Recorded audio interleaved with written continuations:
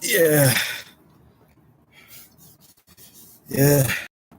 Hey, good evening, people. Uh, this live stream is already based on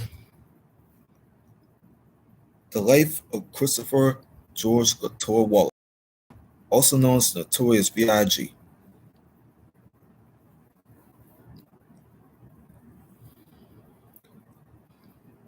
That man just went from,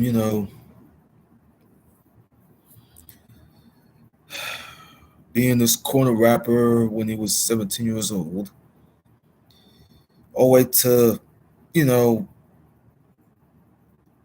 being this, and later he went from that to starting a rap career when he was, it was like 20 or 21 years old.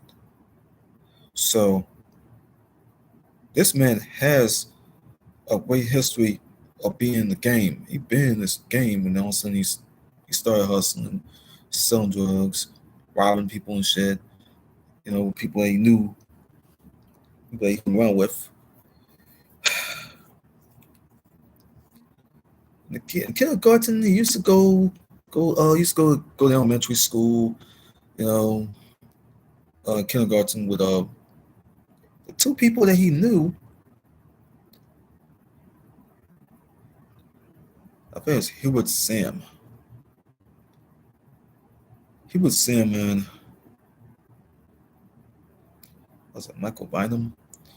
These two, I don't know about Michael Bynum or whatever. He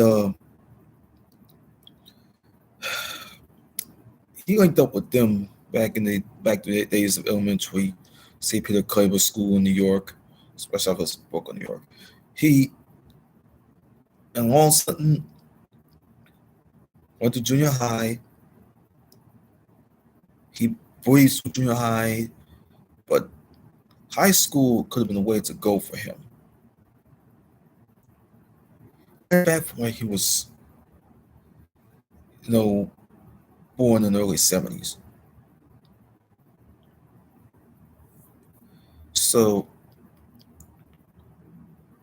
then all of a sudden, high school, he was like, Biggie was like, fuck it, you know? For a long period, he didn't want to he didn't want to deal with it though, so he dropped out of school. Those two got dropped out of school. Him and I think Michael Bynum and you know Biggie Smalls, Christopher Wallace. But long before that, he was on the corner, rapping. Age of 17, he did rap. Started rapping on the corner. Before that place that got closed at that period, and they even and not even in the business anymore. So he got a career. He has a rap career. He had deal with Uptown Records, and then he started doing stuff with Mr. C. I remember. But this will give you an option where this gem will come. I can't even find the A&E documentary based on Biggie. Fucking rats at A&E took the documentary off of YouTube. But I'm gonna be stuck. I'm gonna be stuck with this previous Biggie Smalls documentary from 15 years ago.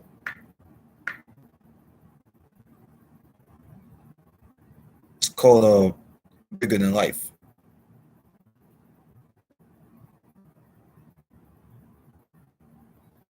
This documentary was like 15 years old, folks.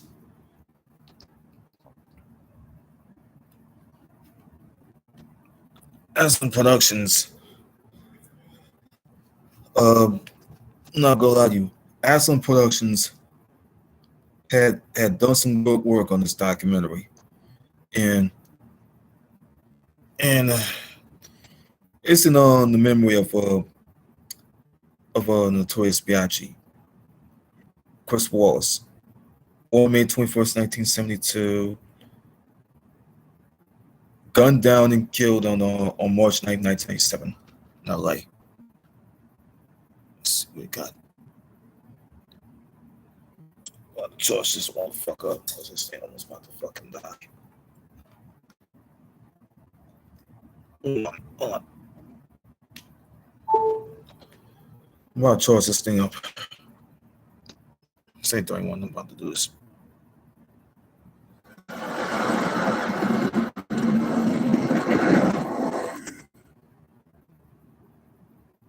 Action.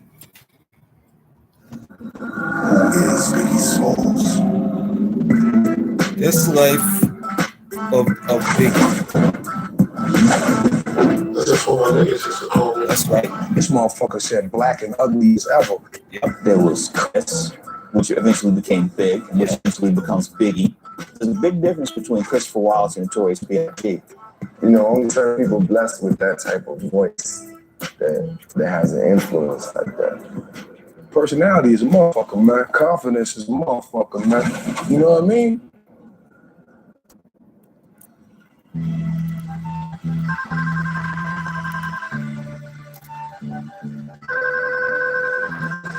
You reach Chico down fat voice now. Leave a message, somebody get back at you. Yo, sweet. Maddie, what up? Yeah, big as quick, wanna do these big. One more dust on your way over. Alright.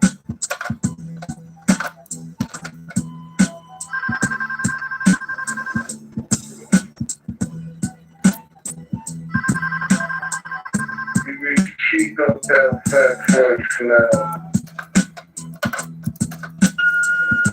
Yo, what's going on? What's up? BNPK today. You know what's good? Where y'all gonna be at? Features for the Biggs Club. You gonna be on the same day? Let me know. Better.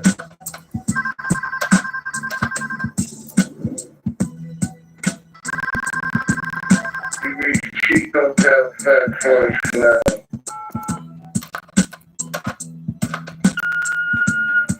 I'm standing out here for like an hour and shit. No, I'm just joking. Yeah, what you mean? Where y'all niggas at, man? See what I told you guys were coming to pick me up. I'm ready. I have my camera with the computer.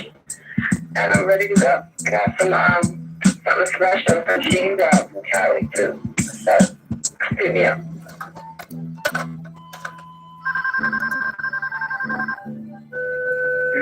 Chico. Shit, man, where you at? I'm trying to get the phone. I'm trying to get up with those dudes, man. We're going to the line with Matt right now. I'm on my way down there. I need to holler at Big. I'm on my way. I'm 51. That's what I'm about to put down. The nigga was so fucking ill. It was like you would be around him, and for the first hour, you'd be like, this a fat motherfucker. Fat, ugly motherfucker at that. After that first hour being around this nigga's personality shining and all that shit, you forget all that shit about him. From the Wu-Tang Clan? You just see a man. You know what I'm saying? A cool ass motherfucker. There's the people out there trying to meet with the cameraman, and then the big enemy with the cameraman. Cameraman that go get in the car with Big, and it was Easy Mo B, and that's Brown Acura. Easy Mo B had that Brown Acura, man. He had tape right there with him and had with Biggie in the car. Biggie in that Acura. It's Easy Mo B right there driving the Brown Acura.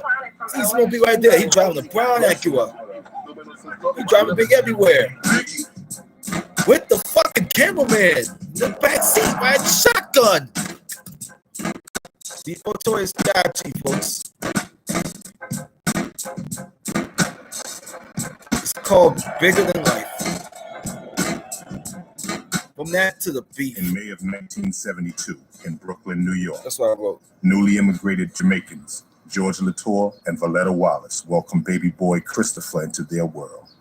And for the next 2 years of their lives, 226 St. James Place. That's where Biggie lived. That's where Biggie used to live. Their home. Yeah. Everybody I gotta go do this one because I can't even find the A&E one with the Biggie doc. So I gotta play this one. Big Bad Barry, Scooty Scott, and Dizzy Don. We Yeah, it's are Biggie. the best. It's Biggie when he used to be in school. I think it was his ex-girlfriend Jan. If you mess with the Hawk, you are pressing your luck. His ex-girlfriend Jan used to go to school with him. Always fucking with us. The girl that Biggie used to go with him. So young. It's a girl that used to go to school with Biggie and his ex-girlfriend Jan, bro. Our anthem. Who's that pregnant with his daughter Tiana, bro? And this is first grade. Biggie's friend. Who he grew up with since kindergarten. I'm gonna take the front seat in elementary and try to drive this bus for everybody. Oh, this is elementary school. They knew each other since elementary. St. Peter Clay. I mean, it was Michael Bynum. That's Michael Bynum. I got it right. He's another friend. He's another friend of Biggie's. Kindergarten. So it's Biggie with his ex-girlfriend Jam in the picture. Now we can stay together and keep building on what this is. It was Sam in the picture. Michael Bynum. Understand, life after education. There's Biggie in another picture. We just felt like we were sent off to try to go another route. It could make you a target if you come out with the tie, of course. There's a tie, man. You go wear a tie, we'll go to school and you go yank it off you. Inside you make your choice in time anyway. I grew up on Washington between Gates and Fulton. Yeah. Yes, Chico Del Beck. St. James between Chico Del Beck and G Mafia. He's in this. He's in it too. Remember him? The era when I grew up is like my parents, they was never strict on me. They always let me do what I wanted to do. I can go outside. Everybody knew each other every day on the block. So they let you do what you want, Chico. One day I seen this guy on a bike, a friend of mine. And he 9, 10 years old. I was like, yo, let me get a ride. And he was like, all right. So he made young Christopher Wallace. He made young Christopher Wallace on that bike. Boy come with his mother. Man, young Christopher Wallace on that bike. Like my son bike, and I'm like, I don't know what's going on. The Jamaican accent is scary, and you young, and you hearing somebody, and you screaming at Jamaican accent. Chico, he get yelled about Jamaican woman who has a little boy with her. So she took the bike. That's a bike Biggie used to buy when he was a kid. Try to hit the bike. Back then, it was like almost a curse to be West Indian when he was young. They'd pick on you just because your mother tried to Jamaica or something. So a lot of people kept it to themselves. Nobody really knew our background, because we was tight. We knew each other's mothers, in our family. That's how we knew. Brother Wallace used to be a school teacher, bro. His mom's accent is strong. She used to be a school teacher. But strong, loud, and she did play music and whatnot in the Jamaican music, man. Cooking up she'll cook the food, Jamaican food, and the jerk sauce right there. He was the type where his mom used to always call him out the window to come eat. I used to come over to jerk powder. Christopher, you gotta come upstairs and eat. I had that before. 6 o'clock. Cartoon. They got cartoon. Everybody been out there, you know what I mean? Trying to chill out, having fun. Then also his mom would go in the window and start calling for Biggie. Biggie, come in the house, come eat, man. My mom's was a single parent. My pops left my mother. There's Biggie's interview when he was 2 months. when he was in the he was in the game. She just been handling her business by herself from there. Yeah. I wasn't no help. You know what I'm saying? But she handled hers. She proud of the nigga, She tells that great story about how they got to an argument, she hung up the phone, and he stayed on the phone for hours until she forgot that he was even on the phone and picked up the phone again, and he was still there and said, I'm not going anywhere until you tell me that you love me. We got to discuss that shit already we got to discuss that shit on the Biggie Tupac documentary. In Catholic school, regular kids pick on you. We got picked on every day. We had to fight. We was like regular kids. They thought we was soft, but we wasn't soft. You know what I'm saying? So it was a lot of things that came with wearing that uniform. QAS shirt. Neither of us had older brothers. So not having that, nobody could school us and let us know about the steps to take. Yeah. You get out of school here, as soon as we step out the building, take off the ties. Boom, stash the tie. And then how do we go to Franklin Avenue? Franklin Avenue is already there. Got up our money. I was in Brooklyn, you go over there. Talk a lot of shit, whatever. Play video games until forget about it. So our moms be looking for us, man.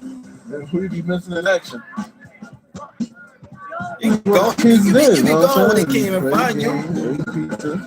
Until we got sick, and that was that. We had like a little organization in elementary school, the Hawks. The Hawks? We used to actually have a person that kept the money, a person that dealt with arms. We didn't have nothing, but it was just, it was set up in a certain way, and Big set this whole thing up. But as far as having a knack for things, it was just always there, even in art, draw well, look at anything, draw it, always had the graffiti thing down. Even though Chris ended up browning, it was nice. Oh, wait. This last week, you people was when he came just like nothing. When he was on the Biggest Smalls, he didn't care people on the East Coast, man. His mother was proud of him, but he was like, those so are IPs, boys. We both got kicked out of high school, me and Big. And when he got kicked out, he had one credit for 4 years. 4 years of high school, 3 years, one credit. He didn't go to no classes. Right. So the school thing wasn't him from a long time ago. Why? Somehow he breezed through elementary and junior high school. He breezed through all that shit, man. Forget about it. That's a more vivid memory, just not even being in that motherfucker for no longer than maybe 2 periods. Just chilling, going to smoke some weed, hang out with my niggas. Yeah, I'll be big in El Chico Del back at the time. Me and a few other guys, you know what I'm saying? But they wasn't into the things he really wanted to get into. After a while, it was like, yo, come with me, let's get some money. And he was like, yo, what you doing? I told him, I hustle, I deal in my little 1-2 thing. Blah, blah. He was like, all right, I hang out with you. I gotta come back. I can even remember a scenario from this school where Big, when he first started hustling, and somebody gave him some work, which is crack. He gave him some work to get it off. Big never came back to school. That's what happened to Big. We just got the genesis of him. In the game, you can find out why he ain't show up. Where the drugs go? Where fucking crack cocaine go? You know what I mean? Drug dealers start wanting his money. Drug deal wanted his money. Never came back. That drug deal wanted his money. So what happened was I knew the guy. He was like, drug deal wanted his money, dog. He mad. He wants his money. I hurt him if I don't get my money. But I was like, just relax. So let me talk to his mom. So drug deal wanted his money. So I was kind of immediate. I stepped in there. His mother, we arranged a meeting. His mother actually paid the drug dealer all for Big. When I was in the hood, we were selling drugs, robbing and shit like that. You know what I'm saying? Did that? So the community wasn't really by our side. Like, there wasn't no shit where they was liking us. Nobody liked us in the area. But at the same time, we had to eat. My daughter had to eat, so we was doing what we had to do, regardless, no matter what the community felt about it. His mother didn't really know too much of what he did in the street, when she never came back and had to tell her. But after a while, she wasn't stupid. She was figuring out, what do all these guys hang with you for? Who's these guys with all this jewelry on and the cars and the door, boom, boom, boom, boom all night. I can't sleep. And, something ain't right. But he always be like, yo, he's my friend. Big told me stories of he's leaving the house wearing one thing, going up on the roof, changing all of his clothes, and then going out on the street being somebody completely different. It was at times when she felt like she failed, you know what I'm saying? She waking up to go to work in the morning, I'm still on the floor, still trying to finish my little bit of drugs. She felt like she failed. We used to come to the house and have guns on us. We used to have all type of pocket knives and gadgets and all type of shit. Work bagged up in bags. And sometimes there might be a hole in the bag and 2 or 3 might fall out your pocket on the couch or on the chair. And his mother come to find it, and she'd be like, "Who's found this?" And he'd be like, "Chico." Crack cocaine. And I happen to be with him come up there later on. What's up, Chris? Chico, I'm not letting you in my house. And I'd be like, "What I do this, Wallace?" I don't let this stuff in my house. I'm like, "What was mad at you, Chico? Because she left the drugs there." And I'm like, stop it. She cursing me out. I'm like, I'm sorry, Miss Wallace. She cursed you out because she left your dope in her house, man. That was gonna get pissed at Big for that shit. All of a sudden she's gonna get pissed at you. It's that Big. All of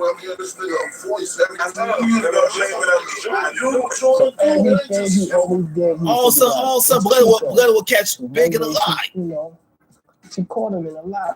Catch him in a lie. She said, "Chris, I found some stuff." He's like, "Oh, Mom." That was cocaine. That was powder cocaine too. All start laughing. That's powder cocaine too. Let them found that shit. that game started getting rough for him. You know what I'm saying? And he started, guns and everything. Saying that he already met since kindergarten, especially in elementary too. And he popped up with a baby. And Tiana was around. Like, yo, you just Tiana was born. You know. And he's like, no, it's not like that, man. You only knew. Put it around the house, man. I'm stuck in it. There's nowhere to go after that, man. You know what I'm saying? Anything else is just an imitation, man. Believe me when I tell you. Sweaters now. Everybody try with Cootie sweaters now. Top the man, number man, While Big girlfriend. knew the corners of St. James and Fulton, so did 5-0.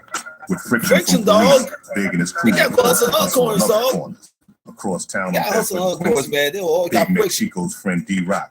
And though their friendship was built That's on Damian hustling, Butler. another That's talent Biggie's of Big's friend, would bro. soon emerge. They always knew Big as a hustler. They ain't know nothing about rhyming. They did not even show fucking video of what happened with Biggie and D-Rock when they got arrested. When they got arrested for the guns and the weed. Nah, man. So he was like versatile. Niggas ain't even know he rap. Nigga thought he was the biggest blackest thing. Yo, that's your man. Yo, who Duke, son? That bill was out from like what, 1989? That bill was out since 1989. I used to hustle on Bethlehem Quincy with my man D-Rock. Bethlehem Quincy, huh? And he brought a guy to me and said, yo, he's nice. He needs a DJ. So I said, pass the weed, nigga. He brought him through. Big said, yo, I want you to be my DJ.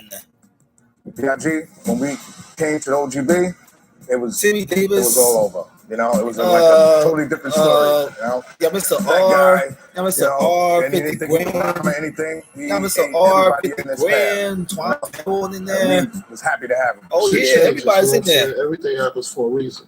Matty C. And I think me hustling, selling drugs, it schooled me to inside. He a source inside. I learned a lot. You know what I'm saying? I learned Man, some things you can do and some inside. things you can't do. You know? There's selling drugs forever is something you can't do. You cannot do that. You will eventually die or go to jail. No, you can't. You get caught. We had Bedford and Quincy. This is where the love was at, where the Notorious B.I.G. This was his relaxation home, where from the OGB crew. This is where it all started from. We used to stand on the corner, you know, hang out, have our little music on, and at the time, you know, we would stand on the corner, drink a beer. That was all good back then. That was the good days. Classic shit. To hang out on the avenue, drink our beers, although we get drunk with beer, get drunk, get high, get drunk, smoke, 50 would be get like, drunk. Let's go make a tape. On the avenues. So we go down to the basement. We used to like get drunk and high and go in his basement, and I used to just rap over instrumental beats. And 50 used to tape everything. Every time he came around, it was more about us making music and just hanging out.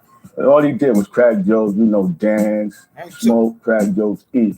Big was known as crack jokes, eat, drink. MC Question. B.I.G. That was his, I think, first MC name. He used to be MC you know, Question at the and time. then he just started flipping it over to Biggie Smalls. You know, and then it's just over a regular breakbeat. That's what made it so fantastic. But it was just so simple. Just 2 turntables and a mic. The basement had a boiler. It had a oil tank. It had a hot water tank. Yeah. And it had a whole bunch of big open space. It was the actual basement. It is actual basement. Tables, all the yeah, DJs it's the actual basement crack bar. I got a nice Gemini mixer, a regular 50 grand. a tape deck. That's all I had at the time. He was a part of OGB. 2 records, a mic. Mr. That's it. Bar, no studio, no Mr. R. Straight scratching and mic. Crack bar. I remember with Big Men, they were like, yo, you couldn't come here bum ass son half-stepping. Every time I wrote a rhyme, I always wrote it to what I heard him say. It always had to be better than what he was saying. Because everybody else I wasn't really worried about. But Big, I knew he was going to be a problem. It was a privilege to be even acknowledged like, yo, son, you want to rock? You know what I mean? Bed rock. Flintstone shit. It was a thing that it was like, yo, and I was like, that's what's up. You know what I mean? I had to go to the crib real quick. You know what I mean? Then came back out. You know what I mean? They're like, all right, I'm ready. Because that's how Big was. You know what I mean? That's what he'll say. I'm ready. You know what I mean? You need practice, nigga. You rehearse. I needed that. He did. That's my dude. Yeah, that's that one, nigga.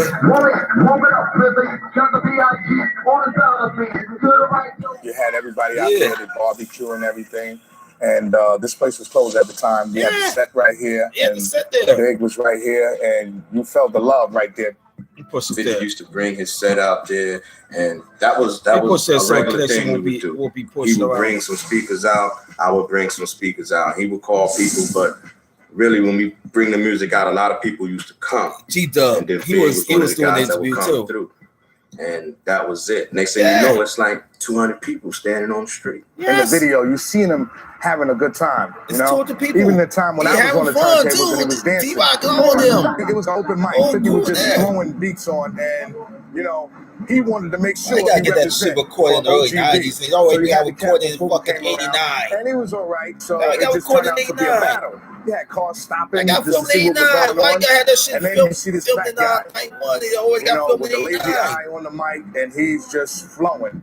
Before we had the mural, we had my name up on the wall, Mr. R. You had the big on there, you know. And you know, as we rhyme, you know, I'm on the turntables, 50 on the turntables, you know. It was so much love out here, man. You didn't want it to end. We started in the afternoon and it ended at night. You know, we were still going. Was like having fun. When guys come around and they wanted to rhyme, it's like nobody gonna touch that mic. Nobody ain't want to touch that mic. And he wasn't even signed yet. Why? They just knew. People say that Big never writ anything down. He didn't have to write that. That's not true. He left his book. He left his book, bro. When I first met him, he had his book. This is the only time I seen his book. When I first met him, he left it here. He left his rhyme book. He did the demo and no more book. A demo rhyme book. This was before I met him. He had this book. Yeah. He left it here. He never used it again. He would say certain things about, "Oh, this guy want me to make a demo. I gotta eat." Oh yeah. Nobody was really thinking about the future, like how big it really was going to go. How did you feel about the first time you heard your demo tape? I wasn't really tripping about the first time I heard it. I mean, I wasn't really getting no money yet, so you know, it wasn't really no big shock or nothing. I was trying to get Big to my crib to make some demos, you know, but he was like, "Yo, I can't do that, man. 50 is my DJ, this and this and that."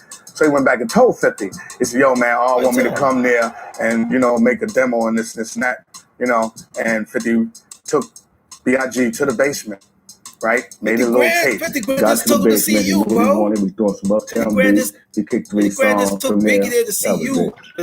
My initial feeling hearing the demo was he was the on-site hype column source insider. You go back and you listen to Duke Ellington when he's playing live. Boy, professor of cinema right when he would USA. get to the height of the swing, he would grunt like, and you hear that, like, because what that tells you is like this cat is so deep into the groove, and Big did the same thing. You like, you gotta be big rhyming. You gotta be big rhyming there and rhyming there for everybody. It's common. Remember, that's, you know, only certain people blessed with that type of voice that has an influence. Brooklyn's finest. Mr. C heard it. Biggie did song with Jigga. And then they Jigga album. Kid Maddie C from the Source. And we just jumped on Unsigned Hype. They had like some shit for unsigned artists. You sent them the tape and shit. So they liked the tape, put our picture in the magazine or whatever. Yeah, he put that. Then Maddie saw Puffy at a club.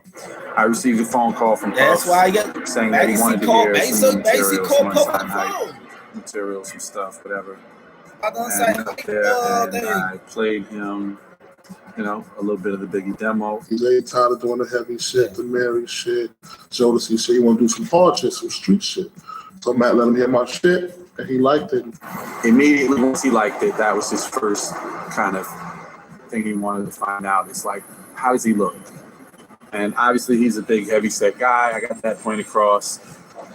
But he wanted the more particulars on the heavy set. Like, are we talking heavy D heavy, or are we talking Recipes heavy D?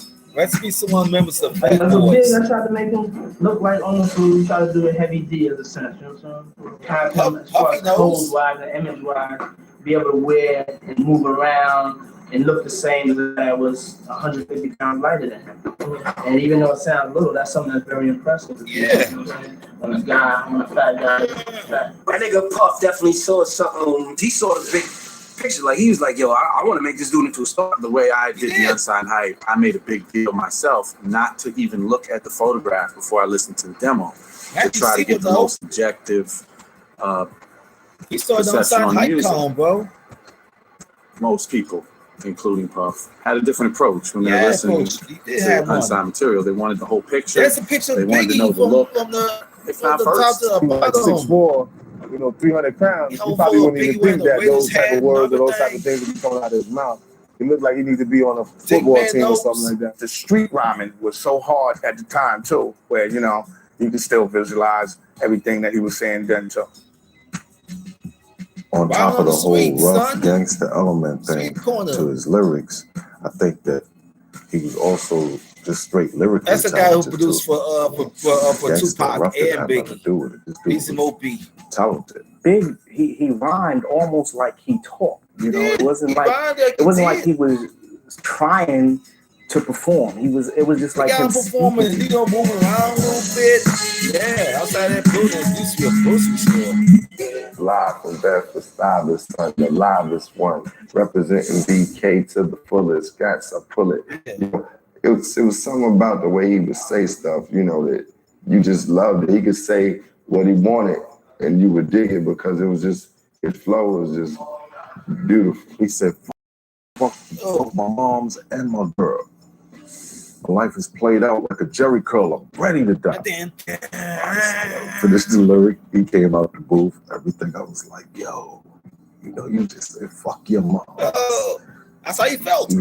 That's how you felt. Yeah, you know what I'm saying, Mo? That's how I'm feeling right now. You know what I'm saying? I feel like I'm ready to die. It wasn't no one particular thing that he did good. I think he did everything good. And then, like I said, the voice was the key thing. His voice was so different. You could just hear everything he said. He was clear. I was like, damn, he's definitely going to. Which Doc? He the guy who was producing for the Ready to Die album. Crazy, so classic. I would say Biggie and Busta is two of the most rhythmic dudes that I ever heard rhyming, and they both got Jamaican roots, so maybe that's got something to do with it. It's that Jamaican beat. To ensure that he would not lose touch with his heritage, every summer of his childhood, Christopher would vacation with his mother to her native Jamaica. I go visit uncle. This go visit uncle here, so had to be We had an uncle down there that was the toughest man in Jamaica. He always come back and tell us Jamaicans are this, Jamaicans are that. Biggie's uncle's the toughest dude in Jamaica. Or whatever it is, that helped it a lot too. I was gonna get on the road. Everybody started mistaking me for a fucking Jamaican person. Anybody else's voice.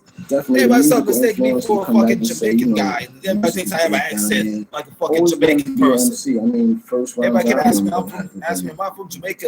Ask me, I was in Jamaica and all this bullshit. You go through this whole black psychology. I'm African American. I ain't no Jamaican. And particularly, the darker you were, the worse it was. Here's a cat who's like, yo, no fronting, I know I'm not some matinee idol. Come on, I don't sound like that shit. Ugly as ever. However, I stay Coogee down to the socks. In other words, in spite of that, I'm still pimping. Still pimping indeed. I'm popping a jawbone. Come here, man. This female individual female is no Kim. Here it is. He's saying, "This is what you think, but this is what I really am."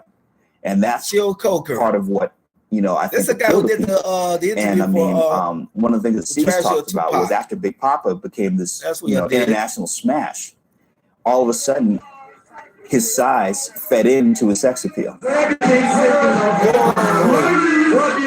This motherfucker said black and ugly as ever. And was getting more hoes than a little bit. You know what I mean? More bitches, man. She ain't nothing to sneeze at. Double Faith Evans, man. You don't care? She ain't nothing to sneeze at. Why Kim? Why her? You know what I mean? Personality is a motherfucker. That's like you used to love the bullshit.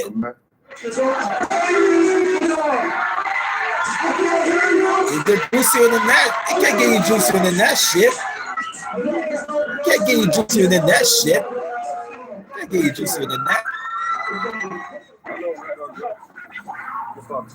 Phillies, nigga. Phillies, nigga. And the weed, nigga.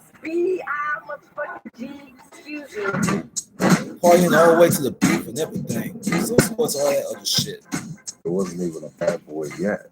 It was Uptown Records with Andre Harrell.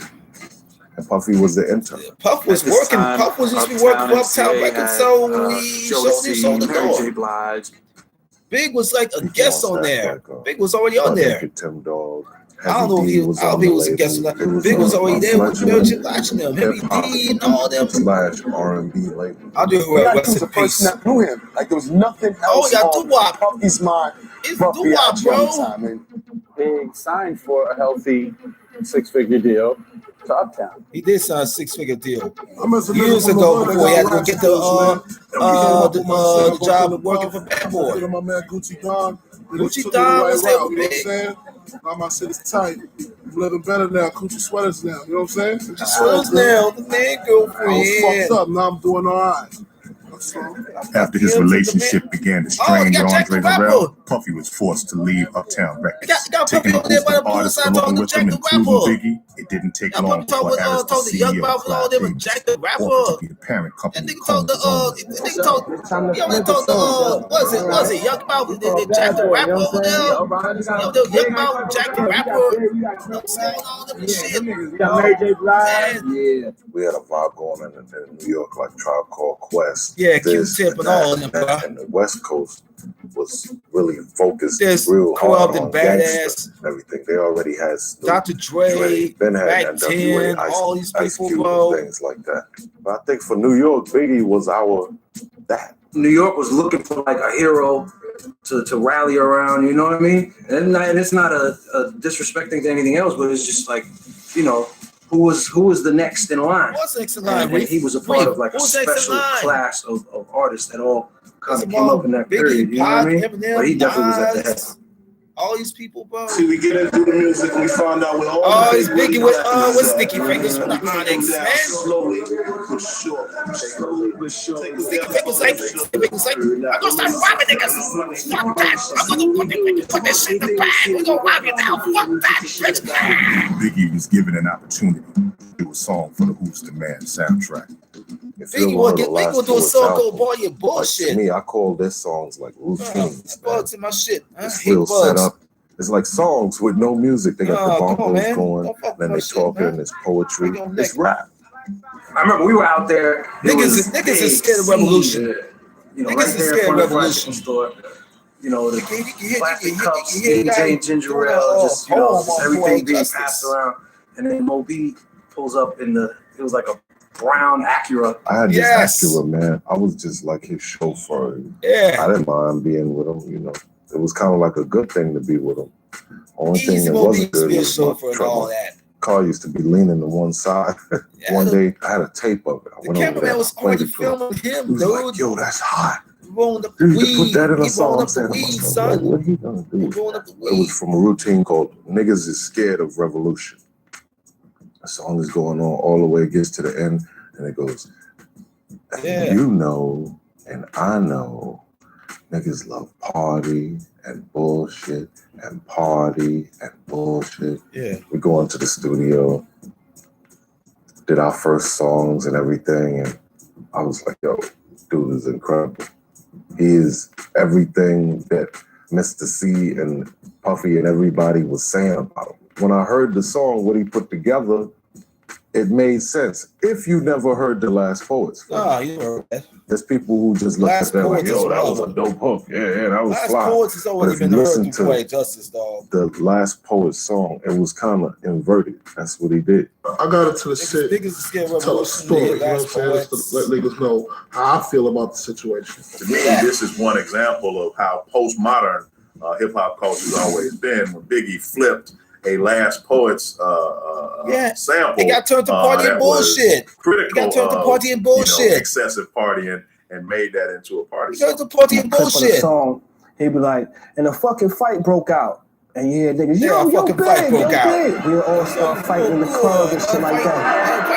We be in the back waiting for that Pacific scene to come on. Biggie was like, yo, chill, man. Chill. Running and everything. Security run over there, then the song come back on. That's still wrong. Put Higgies on my chest, a little song. He headed to the studio to begin recording his first album, using some of the hottest producers in hip-hop. Biggie and Puffy put together an album not only reflective of Big's state of mind and personality, but one that could appeal to everybody. I work on Ready to Die. I didn't want to be that ghetto corner rapper. Work on Ready to Die, when I had my dreams of getting in the game, it wasn't just to get in the game and still be on the corner. Like, you know, I wanted to do all of that, you know, and I know in order to do that, there's certain things that you have to do. It's just juicy a way you video. can pinch it off and just add your flavor to it. When I first was like hearing like Biggie's songs, like Me and My Bitch, the joint wasn't even mastered yet. I was telling cats, yo, let me get an acapella. It wasn't even done. I was like, I'm gonna go home and just remix it and play around with it. The original first of Me and My Bitch. That's the first of it, bro. before Puffy got on the shit. Like, I had this shit on tape. Like, I got it right there. Like, you snuck the rush that shit. You snuck the rush that shit in, engineer didn't even want to fucking wait. You snuck it, for rush me it to in, even Dick, set man. the tape up for him to simultaneously You record the snuck shit that on shit in, that Dick, tape. man. So I had to actually rush my tape, Yeah, you snuck the like rush it listen in. to it in my Walkman to get it set, to throw the shit on the fucking cassette deck so he can put it on there like right then. Puffy was like trying to, you know, he didn't want to like let any of the producers go with. Which stock stuck him in? Remixing before the song was even mastered. We used to go out to Cali and shit. I was playing this tape and nobody had it, so everybody was sitting there and they used to like rush me for the shit. Yo, play that big shit. Yo, play that Biggie shit. I was like, nah, it ain't time for that. I'm not playing it now. It was real selfish. So, yo, fuck that. I'll play when I want to play it. Yo, play that Me and My Bitch shit. That shit is funny. Play it. And I'll play it. Everybody will sit there, shaking their head. Yo, son, Biggie's ill. Yo, that shit is ill. I like that. Whenever we came into the studio, we had to have some weed. I have a blunt for Biggie. Biggie wants to go smoke that shit. I just rolled me up one. I just rolled one up. I just rolled up one earlier before I had to do this screen, bro. At some point, they was just gonna be there. So he had to have women. I already rolled up that blunt before I had to do my screen. I can't really make no moves if I do. Just be regular shit, not as far as writing no rhymes or nothing. I just gotta get in the mold, you know what I'm saying? Get my little drink on, my little smoke on, get the beat in me, and just flow on from there. Yeah. It was easy for me to just go to the studio and smoke out with him, eat chicken wings and shit before we even started, you know? That was just routine. Weed is on the table, and chicken wings is getting ordered. We're gonna smoke out, we're gonna eat, we're gonna drink. And then studio work is gonna get done, and then we're gonna do it all over after that. That's alcohol? Yes, still alcohol. Drink it, man. You're gonna need it. There is a God. Yes. And along the way, another thing too, it was always most of the time about humor. Big was the biggest comedian and joke player that you could ever think. Him and Junior Mafia. Cloudy once, shame on you. You cloudy twice. Just having mad fun. Shame on me. I came out the train station, right? This motherfucker was clocking me and shit, right? Nigga, the boat time and all that. Boom. Clocked me and she just stepped up to me. He was like, yeah, excuse me, my brother, you live around here? I was like, yeah. Shit. He's like, what you doing? I was like, I'm getting ready to go meet my man, you know what I'm saying? He's like, yeah, meet the boys. Charged. I'm gonna get charged, right? Charged. I'm saying, I'm going to meet my man. He's like, yo, follow the nigga. So boom, he's the fool ass nigga that I am. I'm following this nigga. Boom, I hit the corner, I see my man. He's like, I was like, there go my man right there. He's like, why don't y'all call me down to the sun? He's trying to take us up to that joint. So we're trappers, the big meetings, the big shit, the big, everybody comes down. Yeah. That's a big news, nigga. Follow big news now. Imagine Biggie with a big white gown on. You listen to the records and you see the videos and you don't really see that side of them, but Larry Burns, Biggie's road manager. Damn, the piston. He was with Biggie. He was with Biggie with the beef. He would gamble with Biggie. Put some money down. You want to come out? When he got trapped in Sacramento. Let's go get a room somewhere. 96.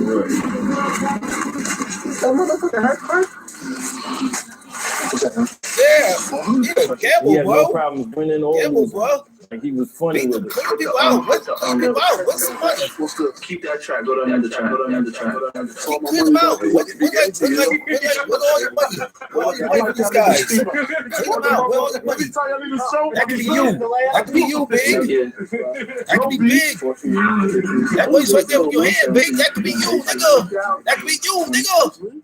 Yeah. Me and my brothers owned the pizzeria. We used to have a downstairs the pizzeria shop. Exclusive part. Don't get the Henny Low first. Hang out while business. The neighborhood friend knows. We was gambling. One of my friends came in with a lot of money. He probably tell people, he probably tell people he listens to the Spice One. So you the guy losing. He listens to every time Big Banks, lift up his foot, it looks like he got like $3 down there, but he got like 600. Remember him? And the guy had like a bank of a couple of thousand. But he was featured. So he's trying to cover everybody, and here goes Big with $600 down. He was featured. And he picks it up so loud, right? Like, okay, you just put down $600 on the other video. Yeah. He goes again. He has 800 down the next time. Go back to and he's winning. I think he was Big on there. Cleans him out. His respect for money was different now that he was getting it on a real regular basis. Like he was really seeing the show money come in. But this ain't about different appearances, and writing, and doing remixes, and doing all the different work. Like he was feeling appreciative. You listen to music, you talk about there was Spice One, you know what I mean? A lot of times. There was Spice One. Without a notebook pad or whatever, he just be sitting there just doing this.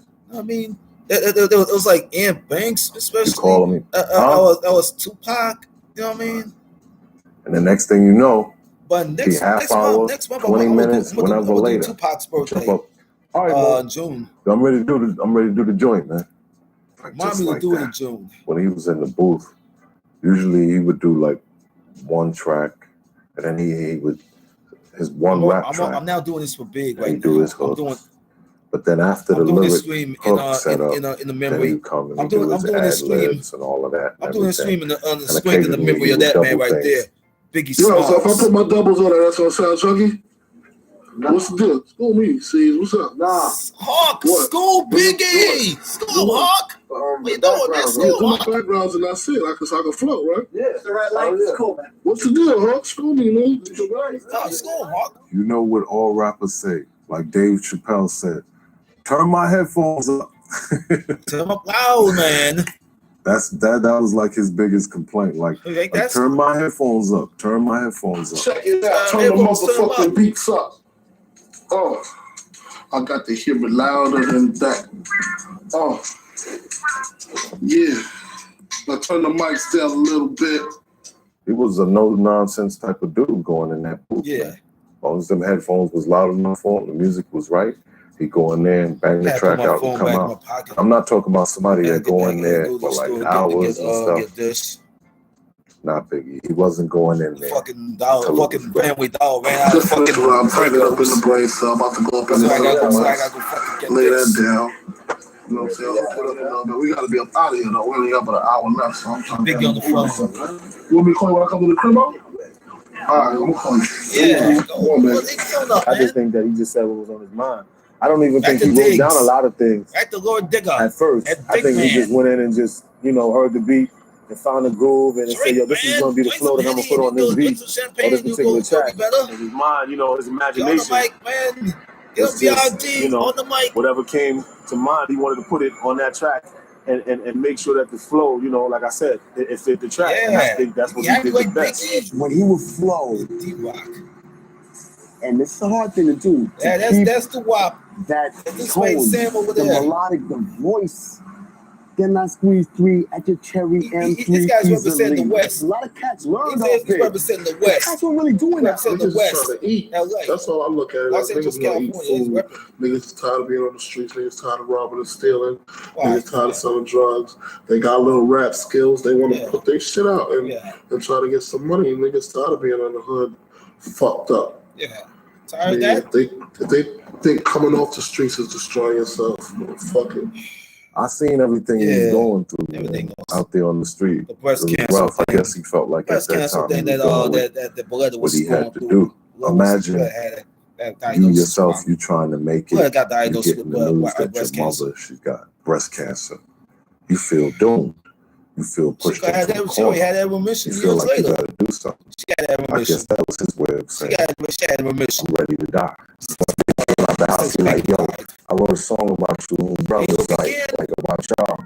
I'm like, yeah. He's like, yeah, it's called Everyday Struggle.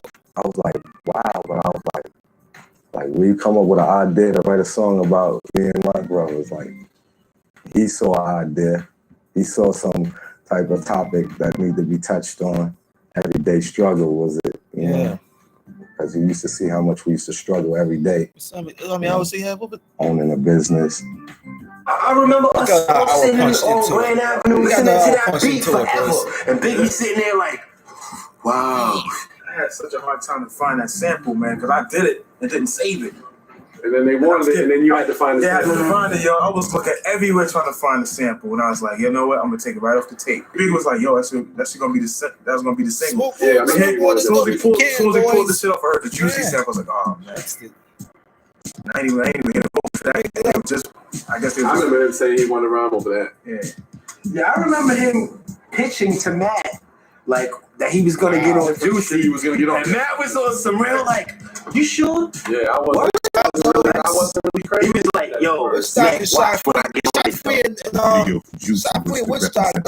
big and vision Woodstock is shot for when you talk about that shit in the interview. Was now becoming a reality. The budget was there to provide it for the house, to accommodate it for the lifestyle. Pickens in this fucking thing. Being visualized. This interview. He had his whole crew with him, and the finesse on the shoot was real. Yeah, Puff had his people, Big had his people. And all of them, dog. They got Styles styles in the building, and everybody was having Premier fun. had style. Remember him from Gangstar with Guru? It was a party, whether they said action or not.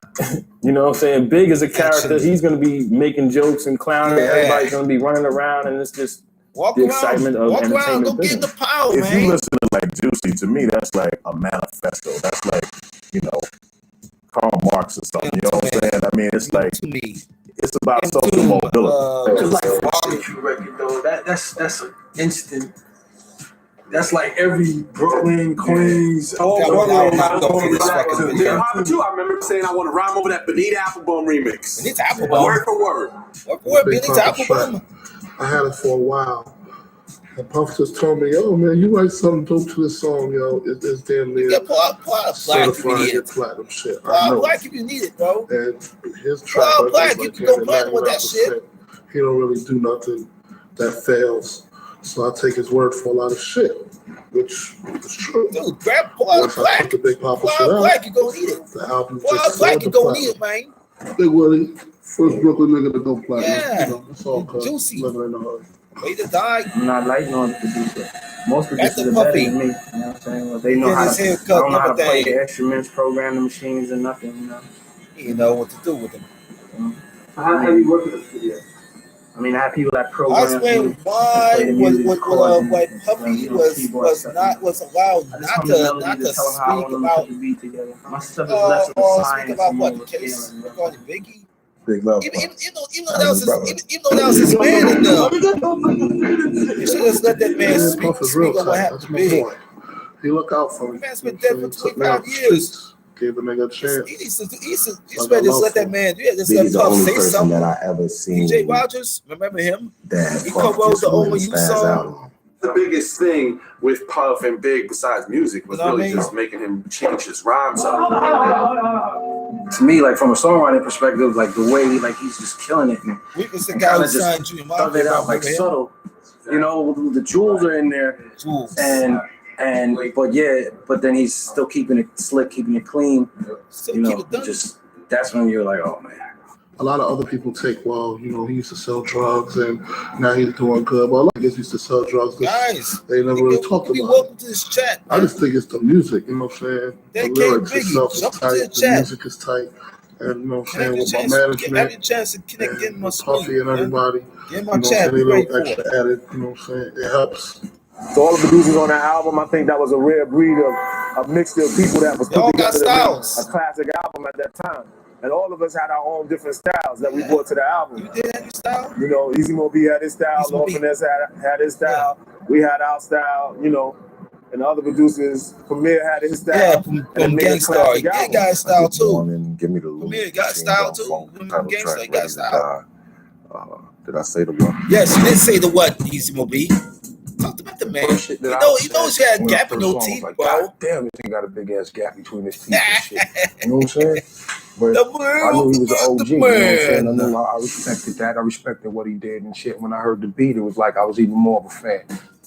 Performing the Muse. He performing the Muse. He performing the Muse with Biggie, man. B.I.G. shirt and all that black and yellow shit.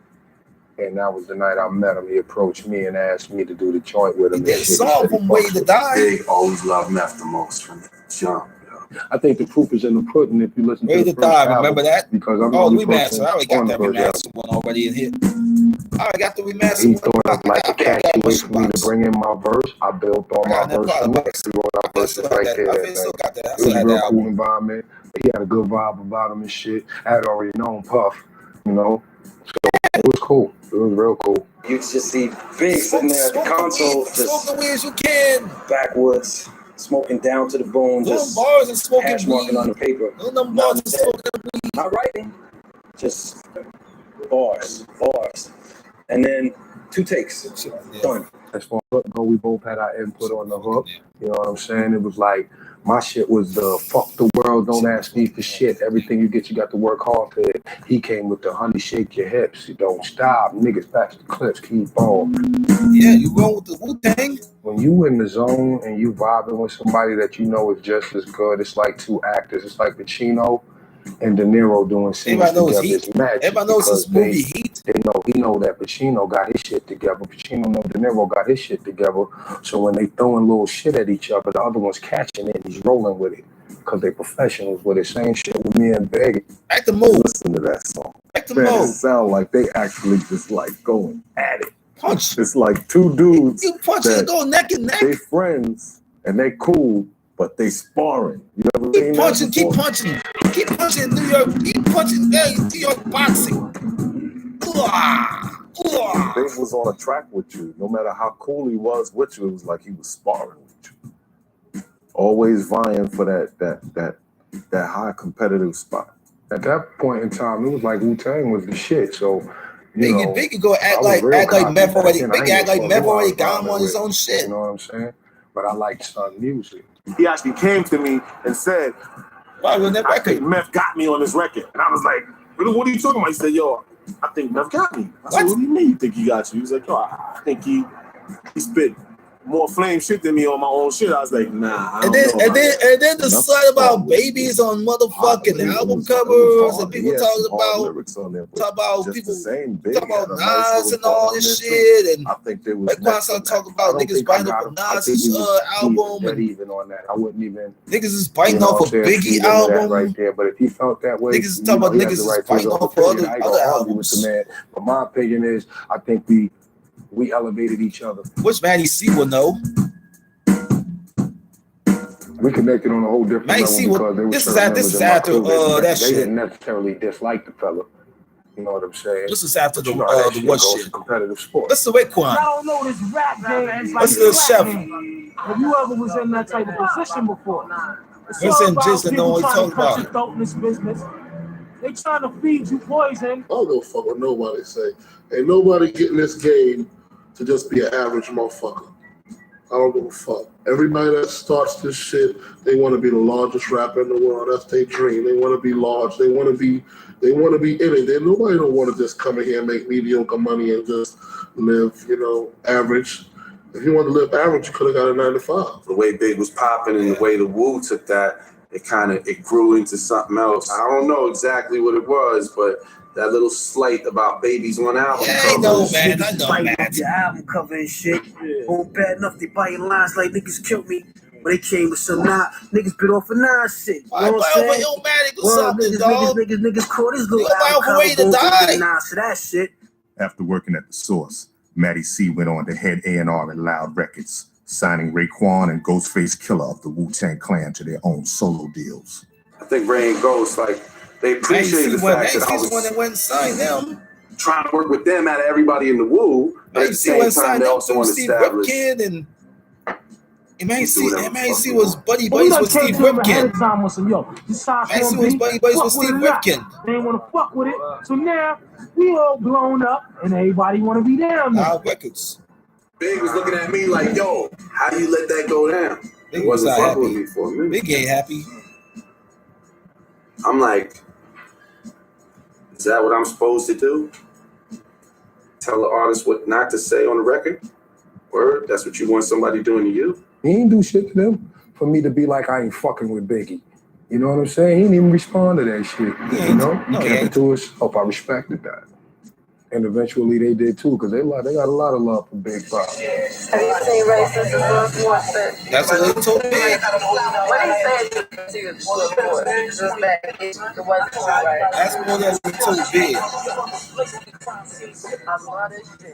Big was avid hip hop head. Such an avid hip hop fan that in the early '90s, when NWA started to really pop in New York too, it do pop. He started, opening up his ears and not just checking for New York shit. He wasn't somebody to immediately just focus on New York shit, and his man Henny all the time around him, hitting him over the head. I used to listen to all kind of West Coast shit. Like, they used to be tripping out on me. Like, what the fuck are you listening to? Who are you listening to? I'm like, yo, this is Spice One. This is Ant Banks. This is Tupac. Yeah, the nigga from I can tell you stories about this guy with the boys in the hood twisting his hair, coming at us, the only one out of 20 people, really telling us what it was with West Coast hip hop. When I used to play West Coast music to him, he just used to be like, before this, that's long before the East West shit. What are you listening to? Like, come on, like, I don't want to listen to this. We ain't got to listen to this. Big talk but, certain songs he listened to, like, everybody was on Snoop. Big talk to Henny and get mad about it. Walked me from the train. Big talk to Henny and mad about it. Oh, you got the verdict. I was at Matty C's crib, and he was laying there, like, I guess he was staring at the, peeping at the Chronic album, like that shit, like some real Chronic. He looking at shit like it was some Biggie going on to the weed. Sponge and like Biggie going on to the weed. Like debate on, who's iller and, whatever. What weed did you listen to? Oh, Biggie listened to Thug Life album. One of Big's favorite artists soon became one of his closest friends. Tupac made that rhyme about Eazy-E and shit. It was me, Matt, and Big in the car. The story is, I used to listen to so much Tupac. I was telling Big, yo, Tupac is the best rapper. That picture was taken when Pac was doing the show. Best rapper. He used to be like, at the Social Awards. Like, yo, what? I used to like Tupac is the dopest rapper, man. Pac genuinely love Big. That's Pac when he was doing the show. Pulse, yeah, that was like 93. Told me a story of when they were working on the Poetic Justice movie, driving from San Francisco to LA, like him and Tupac in a fucking car, and Pac played Party and Bullshit. Yeah. The whole way. You heard that shit? Played the same song for like 5-6 hours before he knew who Big was. You heard that? Stuck off him. He showed Big a lot of love. That video's already been shown. With Pac. We just went in the studio and Richie Rich and James B. Tip Brown. Street word travel fast. Somehow Biggie found out about these joints. I don't know. Well, don't you give him the Pac? You gave him the Tupac, and then Big was worried you go get the piece of Tupac, and give those to the Big. He was like, yo, Mo, man. I was like, what? He was like, yo, Mo, you know you were supposed to give me them joints, man. That's a Pac piece again. I was like, oh, he said, man, give Pac come them on, beats. man. He was like, nah, Mo, you was supposed to give him the beats. You give him the They Pac. even had an animosity, so it was really kind of like just like a jealousy over like, come on, man, why you giving that track? Oh. And it was funny to me, man, Let's Tupac and Biggie song. Yeah. That's what January 94 when Pac was already in some. When Pac got out of jail at that time. World and Thug Pac Life was on the show. And on the show soundtrack with Pac was on the show in January 94. I worked with them. It's before Above the Rim. That's before on Above the the Rim. same record. The song was called Running. Or a lot of other people might know it. 1 Million Strong, bro. Running from the Police. That's they got that 1 Million Strong soundtrack. Stretch. That compilation soundtrack. One of the Outlaws. And that was the song. And Tupac. Yeah. It was in Studio C, in Unique Recording Studios. Pac with his crew in the studio. Big with his crew in the studio. That's an old I had like 1,000 motherfuckers from my projects. I think. Because for y'all that don't know, I'm from the projects too. So the room was tight. It's a tight room. You're from the ghetto. In the room. Everybody knows that you're from the ghetto too. A good time. You're from the ghetto too. So beef happened. I was like, yo, what happened? On November 29th, 1994, that came from July after another 94 when grueling Pac day started in court spinning for his sexual at assault fucking trial, recorders and camera Tupac people. headed to Quad Studios to record a song with They Uptown had that big recording one when artist Pac Lil was speaking Sean. about the rape case. I remember we was recording Players Anthem, and we all in that, in the engineer room, we all smoking, we all getting high. It's just the Junior Mafia, you know what I'm saying? Little Kim, Big, Pac went to the studio. Maddie Went to the was studio there, and started recording with people, so doing we rap just with Lil getting Sean, high. and all of a So sudden, that I remember all the of a sudden he engineer got was set like, up and fucking yo, man, robbed. He y'all gotta shot go like out in the 5 hole or something, man. times. Too much smoke in here, yo. Big was Pac was fucking on with like, 3 you got some people. contact? He's Pac was like, with yeah, 3 you people. I gotta go. think it was Make with the songs hotter Stretch, now, nigga. Zayd, and You know, so we was I think it's laughing, so Big was Mickles. like, yeah, y'all going to the lounge room. So instead of going in the lounge, he said, yo, it's a balcony right here. Get hit. I think y'all all can these go out motherfuckers, from all the the engineering room recording and y'all studios can get smoke. hit. Pac got robbed for his guns. Sitting And out there Pac got and robbed for all his being gun and surprised to his see, jewels. making out that was Pac, telling Big Pac was there, and Big immediately saying, go down and get him. Tell him to come up. Yeah. We waiting, no Pop. She'd go downstairs to get him, come back to find Lil Pop got shot. All we remember is we're upstairs and Little C's comes upstairs running out of the elevator. Remember that part? Yo. We thinking this is a joke, right? Like, yo, C, stop playing. So nobody really moved right away. We thought he was bullshitting for a second. He's like, yo, y'all niggas, for real, this is for real. Like, they downstairs, they robbing niggas downstairs. When they said that about what happened, people downstairs, huh? Like, a few of the members in Big, we all jumped on the elevator. You talk about all them niggas from the A-Team. He goes downstairs. Once he get down there, the police like, yo, niggas please, start everybody out the robbing, elevator. taking jewels and money and shit off of dudes, He's like, man. yo, what the fuck? We smell gunpowder and we see hot bandana there, we see blood on the floor. Niggas is like, oh shit, like, yo. See all that fucking training they got? Serious. See all the motherfucking army training they got? You know what I'm saying? He was down to get See all that motherfucking army training that they got, man. Even shot, made it to one of the floors, and they brought him down from one of the floors in the stretcher. The elevator was too steep, army training so they these couldn't, niggas got? carry him out like horizontally. So he came out like slightly vertically. They had to like kind of move him out like that, and it was ill. Yeah. Seeing him, and he was just like. Like he was laid out. No, but he was coherent. He was coherent. He was like, wait, he was Pop come off the elevator and stretcher, like holding his finger up, looking at nigga. So he all turned around and looked downstairs. Like, he was like pointing his fingers at nigga, like fuck you, fuck y'all niggas. That's what Tupac did to. I don't know what that was about. We was like, damn, we just was. How had this dude on the balcony? Why? Yeah, I picture Pop flipping off the news people. Big ain't even know he was coming to the studio. He wasn't coming to Big section anyway. He ain't even know Big was in the studio. But I guess he figured Big never showed up to the hospital. So I figured that's what it was. That's what he was saying. But Big had no idea what was going on.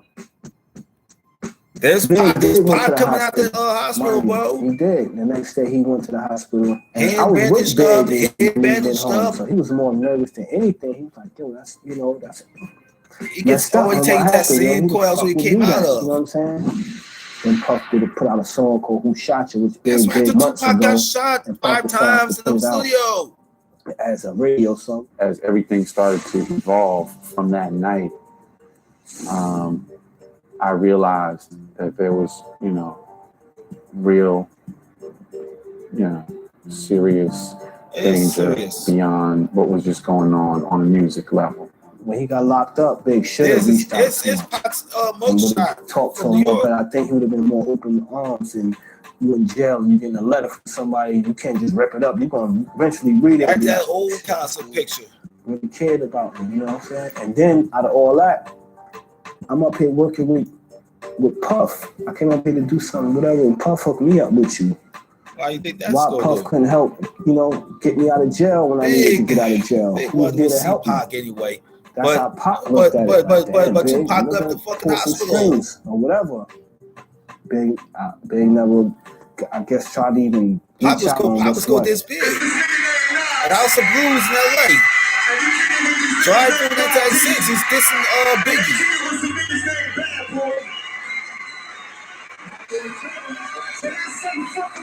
While in jail awaiting a date for his appeal, Tupac began hearing rumors that Biggie not only knew his shooters, but was affiliated with them. With most of his money spent on his family and lawyers' fees, only one person offered to post a $1.4 million bail. Shook Knight of Death Row Records. So I had a beauty salon. You should then, get that I had the fucking window tape. I got the fix or copy of the something, tape. man. And I put it in. Like everybody's sitting around looking like, what are you gonna play? Playing this Pac video, hit him up. Dissing Junior Mafia and Pig. So we watched everybody's mouth just drop. Why? I mean, you just play him. Pac was dissing Biggie on the song. So Big did not respond. Tension between the East and West Coast began to mount. Whether generated by the media or not. East Coast, West Big Coast, model was not staying far away from him. Every time he was in jail. You know what I'm saying? I don't even want Also, to when be Pac got affiliated with it. I don't want nobody to think I'm talking about him on songs or music or nothing like that. He just didn't He got October during the old East West no drama would do. The old when I East was in West the corners reading the write-ons and the got what-ups, I was just thinking that everybody got along with everybody. Heavy could go hang with Salt, and Dana Dane could go chill with Kane, and everybody's just loving everybody. It's not like that. It's about getting your own. If you're with your family, you stick with your family, and you get your own. You know what I'm saying? Associates and friends are two completely different things. That's true. Keep your friends where you got them, and keep your associates where you got them. Keep them up. And be all about your paper, and you'll succeed. They failed to understand it wasn't just between Big and Pac. Because once Pac implicated this nigga, you got a bunch of other niggas on the sideline that more or less like fuck niggas any fucking way. Ain't got nothing to do with nothing. They got people dissing on the West. Yeah, these people dissing on the West. The media blows up everything, though. Everything, especially with the Tupac shit, the Snoop shit. They never thought about not coming out here. We thought about, you know what? I'm gonna go out there because I have fans and I got people who love me on the West Coast. So we didn't even want to go there with the mentality that would be like, oh, I'm scared or I'm drama. I mean, yeah, of course, when you get here, you're gonna be a little bit like concerned. Make it seem like rappers is different from human beings. You know what I'm saying? I mean. In any situation, you know what I'm saying, no matter who it is, if you feel violated and you that type of person that get down like that, you know what I'm saying, like me or any of my niggas, you know what I'm saying, if a nigga was to disrespect me and I had a gap, I would handle my business. In the midst of Tupac's allegations towards Biggie, Biggie made remarks to a Canadian journalist that he did not like nor listen to a certain West Coast artist. To do a he show. Boy's a Bay Area nigga. He's a Bay Area veteran. The Bay Area legend, a walking landmark. We don't see too many cars. We don't see. It's a little weird. So we're like, well, I guess the crowd is light tonight. They have a DJ playing, and we're still looking around. We're like, I'm like, E40 was already like letting a couple of niggas come out with fucking guns. They about to trap Big and fucking Hawk in. They about to trap Big and Hawk. They about to go trap Big and Hawk in the street. I'm like, yo, what the fuck? So Big and Hawk trap like rats, but a couple of niggas come out with fucking guns and shit. But the driver's home. All of a sudden, you start hearing the trunks of cars open. Just boom, boom. Niggas with guns. And niggas with guns. They got 2 or 3, 4 niggas with guns, bro. AKs and gats and shit. Turn around, I'm like, oh shit. You got niggas with fucking they got 4 niggas with fucking AKs and gats. Now you got 4 niggas with AKs and gats. The limo door was open. So I was able to put Big in there. They 4 niggas with AKs and gats, bro. Irate. 4 niggas with AKs and gats. Some bullshit your man said in the newspaper. He did the article. Niggas with AKs and gats, bro. We getting ready to get him. Niggas is defending E40, bro. Get that man on the phone. Niggas is defending E40. I think that man and E40 doesn't like Big though. If they got a lot of respect for Big. So Big got a lot of respect for E40. Have a conversation because they have that. Big got a lot of respect for E40 too. You never lose your street mentality. If fools want, you know what I'm saying, step on your soil, you know what I'm saying. If a fool come at you on tape or something, it depends on who it is. I'm gonna come back on them. If they're a small fry, I ain't even trying to get at them. It's all like they got a name for themselves. They call themselves embarrassing me. I'm gonna get back at them. It's all like some old Beverly Hills cop shit. That's how it went. That's all turns to old Beverly Hills cop shit. I was like, yeah, so what is it, man? He was like, you know what, you was right. Get a phone back to the That's what they've been doing, bro. I get a phone back. Beverly Hills cop. That's almost Beverly Hills cop shit. Yeah, but nah, we got him right here. He gets his AKs, man. Oh, come on, man. That's AKs, man. Nah, they ain't going nowhere. We got big him. guns, man. So I guess your boy was just like, listen here, man. AKs and fucking let him go. Wow, fucking got some big ass AK-47s, man. So he gives me the phone. He said, listen, I'm gonna have two of my boys also, escort y'all he left all hard. He left both the gats and they're gonna guns stay back. there. He put the gats and AKs back in the morning. Because put I the don't know gats what and any AKs back. That's what he did. It's gonna do to you. It was a shooting. Trying to, be on some dick riding shit or just, just trying to get in good graces or whatever, but I'm gonna hold you down till you leave my city. And he did that. He made sure we got out of there safely. And for both reasons, for the way that he got us there, because he booked the show himself to make sure he knew where we were gonna be. He gonna get you. And everything. So he gonna get you. For the way that he got us, I respect him. And from the way that he took care of us, after we resolved the situation, I respect him even more. We not the Britney Spears type. We not the Justin Timberlake. We will whoop your fucking ass. You got niggas that come fresh out of jail looking for record deals. These are sociopathic motherfuckers, man. That's the ones they don't give a fuck about themselves, let alone you. And you got to know, look, niggas get shot over talking about another nigga mom or disrespecting a nigga wife in the street, nigga. So imagine if you gonna talk about this nigga and talk down about him like his shit ain't real, nigga, he gonna see you.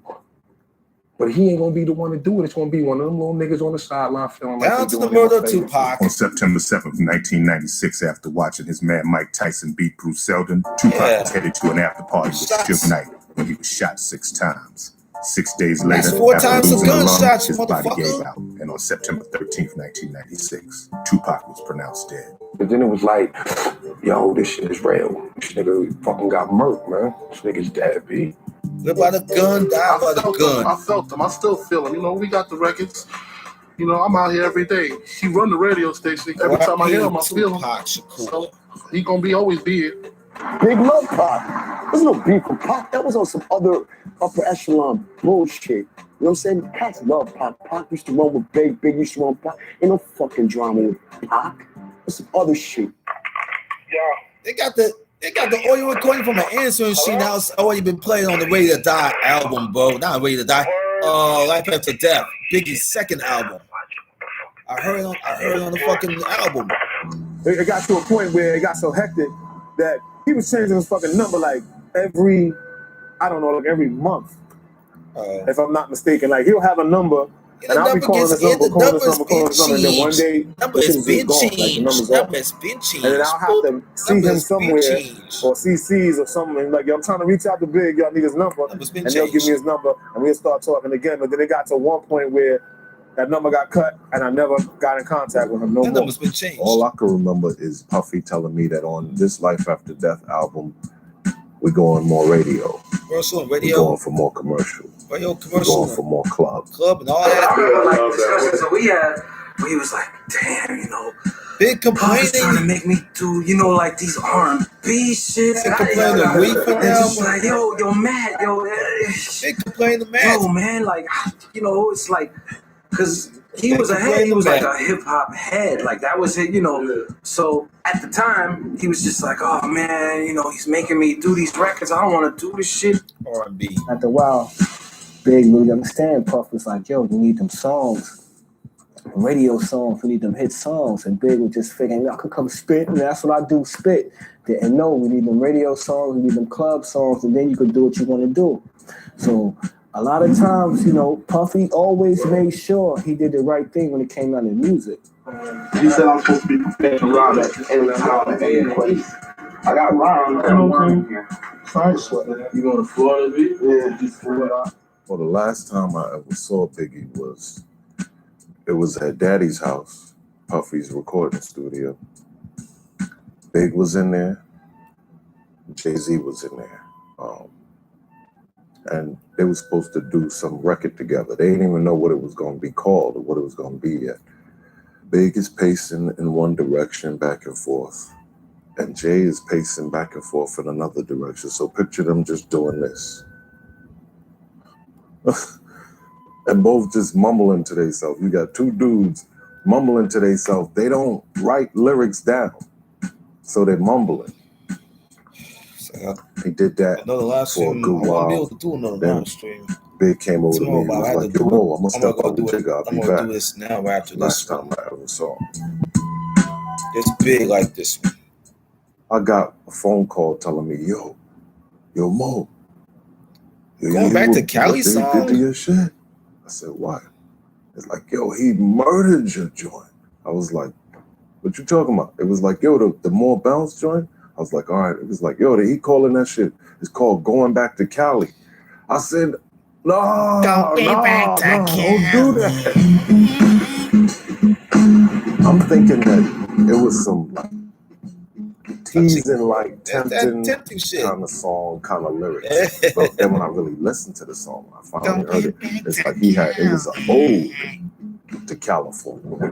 After finishing his album in January of '97 with the March 25th release date set, Big headed to Los Angeles to shoot the video for his first single. This is right after the final interview that Big did on BET. A short trip turned into a long one as Big got comfortable with the LA lifestyle. I picked him up at the airport. They got in the car. They had a preview copy of the album. We was banging Going Back to Cali and Hypnotized out of there. You know what I mean? And it was a wonderful thing. That's why I'm out here, you know what I'm saying? We hit every club, every radio station, you know. We get our little eye screws and everything, but I just tell them straight up, yo, you know you love me. It's real. Come on, you don't got ready to that came from late February of '97. BET interview, Rap City. I said it was a bad move, but I wasn't running his career, you know. That be blew the fuck up. He's gonna be all right, because that's what they told about the best. Like they said, the weather's positive and the weed and the women were definitely positive. There's no question as to why he wanted to extend his time in California and why they loved coming out here. On March 1st, 1997, Big stopped by the Los Angeles-based world-famous Wake Up Show, where he discussed a range of issues, from the incident at Quad Studios to Pac's death to what he was up to in LA. Notorious B.I.G. Son, you know what I mean? My man taking sway. World famous Wake Up Show, you know, we balling out here in Cali, you know. East Coast Dawn in the house. So it was exactly 1 week before he passed away. It was the last interview, honestly, that it was in depth of what's happening with you, what's going on, you know, how, you know, he was just acting a little bit different. Yeah, that's my artist. That's tech. That's tech. That's tech sitting there. It's tech sitting there. How could you be an artist on a label and managing the owner? That's tech sitting there. That don't make sense. The Wake Up Show. When he stepped to me, he said, yo. These are the two guys that host the Wake Up Show. And they literally been seen. They literally been interviewed on the Crooked Eye documentary. Have fun. We just did an interview with Tupac, and Pac on this audio tape. Sway did an interview with him in a trailer. Yeah, and he said that he really felt like when that shooting took place in the New York studio, that they had something to do with it.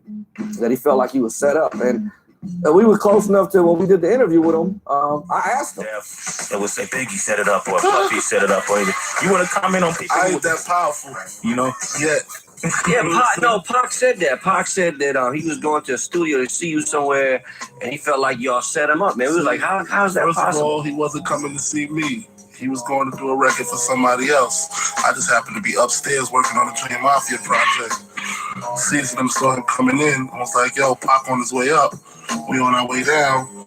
Some kids happened to be in the hallway, stuck him up, shot him or whatever. Just got caught up in the mix like that. It's a coincidence, you know? Tell y'all was bonded. I'm pretty sure you feel the pain of his death just like anybody else. No doubt. You know, even more than anybody else. Yeah, won't you speak on that? I mean, it definitely was a loss, you know what I'm saying? A great loss. I feel for his family, you know what I'm saying? But at the same time, I can't be the one to sit there and really just stress over somebody else, you know what I'm saying? At that time, I was going through my own problems, you know what I'm saying? With my kids and my wife and my business, my money business, you know what I'm saying? I got my own thing. He gave a pretty good answer, man. Like, you know, I felt the loss like everybody else did, but I was going through my own stuff. For the West Coast, that just was like, ain't enough. They wanted, like, for him to go all the way and be like, look, man, I'm sorry this happened, Pac was my homie. It was a misunderstanding. You spoke about in the beginning when all y'all was broke, you know what I'm saying? Coming up, that he had a certain style of that way that he rapped, the concept behind his music that he felt like you guys stole from him to blow up to where you are now. I always been my own person, you know what I'm saying? I know what I wanted to do the day I came in the game, you know what I'm saying? I may admit, he schooled me to a lot because he knew a lot. You know what I'm saying? If you was my man and we hanging together, whatever, and you doing a certain thing, you gonna tell me, yo, if what you gonna do, you should do it this way. You know what I'm saying? There wasn't a situation where he did something and I watched and stole it.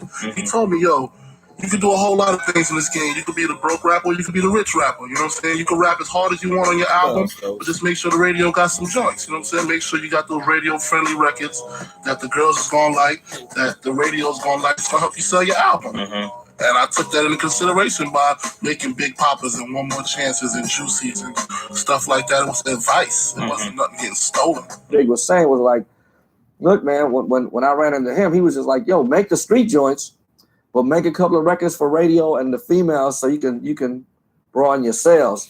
And that's the information that Biggie felt that radio friendly Pac was records. giving them. But then later on, when Pac, the beef really started, Pac was saying he did everything. You know, this is my style, my gimmick, my whole flow that I was going to do. I'm telling you, man, our show is listened to so closely by a lot of dudes, including gangster cats, including street cats, hip-hoppers, backpackers, you know. And I just feel like they listened to it and they probably dug into it a little bit more. Like, man, this dude is out here acting cocky right now. That's not what they wanted. The most dangerous thing about California is that you can always lull yourself into a certain false sense of security, and then bam, there you are. If you out this way, you better have some street connects. You better have a bunch of undercover cops around you. That's when security to protect him and Big. Roll around with little C's and a couple of girls. CBJ. And I was like, okay, man. Little C's, D-Rock, all them. Okay, that looks a little cocky right now, man, but I wouldn't do that. And during that week, I remember running into people and they were telling me, like, man, Big is your friend, right? Yeah, he was like, I feel it's Paul. I would tell me, get out of LA right now, man. If you didn't come from the streets and you weren't involved, you know what I mean? In the whole blood and crip thing, you couldn't imagine it was that bad. Like, people were really going to take it to this level and elevate it where it was dangerous. That's definitely a New York frame of mind. You know what I'm saying? Because, you know, being from LA, I know that Suburban was, was registered to KBD or whatnot. I don't know. Every artist in the game. I think Valentino must have found out about that truck. Respect. They already got that fake Big stick on it. That's necessary. There's a Valentino to be a Big before he went to the Soul Train Awards. Interviewed the Notorious B.I.G. I actually interviewed him in one of the top floors of this hotel, this suite, Friday night after the Soul Train Awards, 36 hours before he was murdered. I remember watching the Soul Train Awards in Big's hotel room with him because he still got a kick out of seeing himself. Not like he was egotistical, but he was like, man, look how far I've come. I've gone from being a kid watching the American Music Awards and Soul Train Awards, and now I'm on them. I'm appearing on them, and I'm presenting. So he still got a kick out of that. So he was watching himself that night. And, you know, there were the boos, and he said, what up, Cali? But it didn't sound like so oppressive, like, oh, man, I'm in danger. Let me get the hell out of here. On March 8th, 1997, following the Soul Train Music Awards, Biggie, Puffy, and their entourage headed to the Peterson Automotive Museum, where they were having an album release party for Biggie's second album, Life After Death. This crazy night was actually supposed to be the best night in the world for B.I.G. Which it was, and a lot of dudes proud about Shorty wasn't having it. I think it was promoting the Life After Death album. Get the fuck away from my man. That's what he said. Get the fuck away from my man Hoops, you heard me? And right then, everything just cleared open. I gave my man a pound and a hug. We were rocking and rolling, nothing but bottles of Moet. That's all they got over there. Dom P was killer. We were all at the vibe party, you know, everybody was hanging out, you know, it was after the awards, everybody came to have a good time. It's about 11 o'clock, Ace been killing it all night. It's time to throw on Hypnotize. Everybody's at the Petersons having the time of their life. Everybody's just enjoying themselves. Nobody's caring about anything but having a good time, and that's it. The last thing I remember was coming out the building, though. He just looked resilient, like just It's a photo big, I think. I think it was before the Soul Train Awards. That was a Soul Train Awards. I think it was after the Soul Train Awards. The other picture, I don't think it's shown that. It was one of the I best don't think he had the other picture of Biggie and Puffy with G Deal. G Deal was a security dude. He was working security. He used to be a retired. He used to be a fucking what's it? And G Deal used to be a parole officer, bro.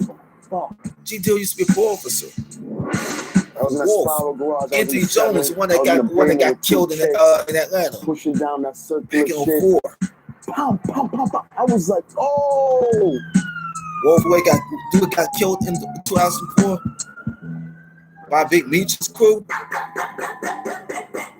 So I run down that party. 4 feet. Oh, is it Wilson Fairfax? And he was just laying over. Wilson Fairfax. The vehicle pulled up side of his SUV. As the driver pulls up, Derek Parker. At the time was in the back seat. Was looking at the retired NYPD detective. This individual is about black, who looks like a Fruit of Islam guy. Everybody looked at him as a hip hop cop. Everybody looked at him as a hip hop cop. And fires into the SUV, firing several shots, and those shots ultimately kill Notorious B.I.G. Christopher Wallace. It didn't even register to me. Like, Big was such on a different level. He was so well secured that night that that was the farthest thing from my thoughts. Like, no one could get it. I can't say he had much of a security detail. He had basically the guys that rolled with him all the time. D-Rock, Little Caesar with him. Police officers that were from Compton that were, moonlighting in security. So I think it was mostly a loose knit type of, security force that was with him. It wasn't like everybody's going to think that the LAPD cops are crooked and can't kill Biggie. Why would they think of that?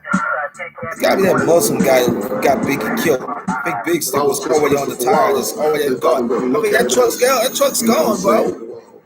Shooting occurred, you know what I'm saying? That's probably Hype to Death album was released. But if I'm Biggie Smalls, it gets amped up like Biggie Smalls did this and this and this and this.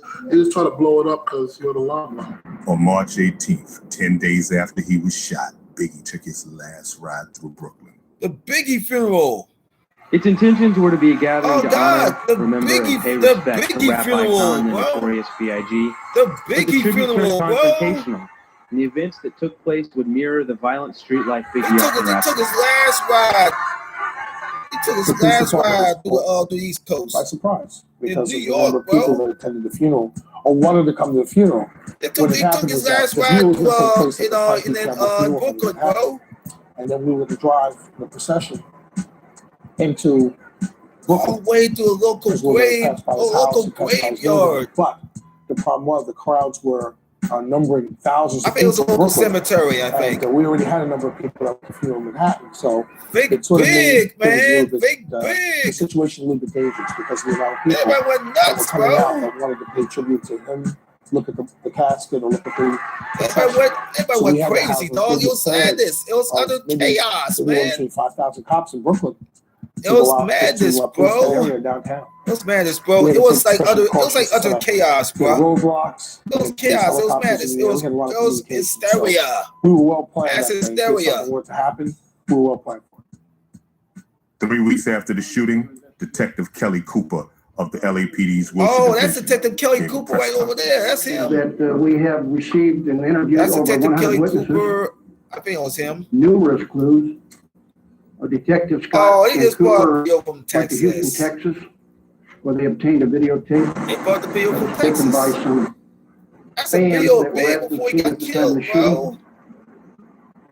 We believe the videotape was going to be instrumental in us solving this case. That video was played, bro. Look at that shit. They played that video, though.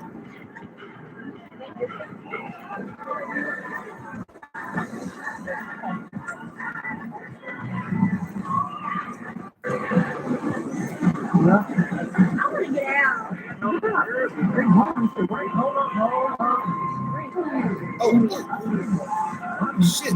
Is that Puff? Is that Puff?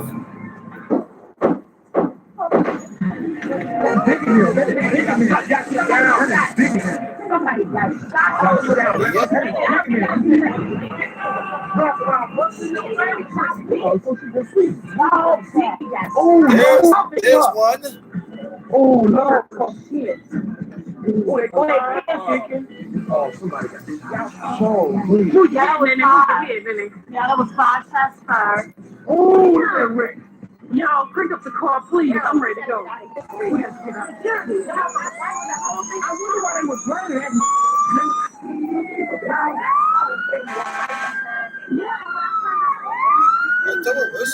Although Detective Kelly Cooper was confident that with his videotape and eyewitnesses at the scene, this investigation would be concluded quickly.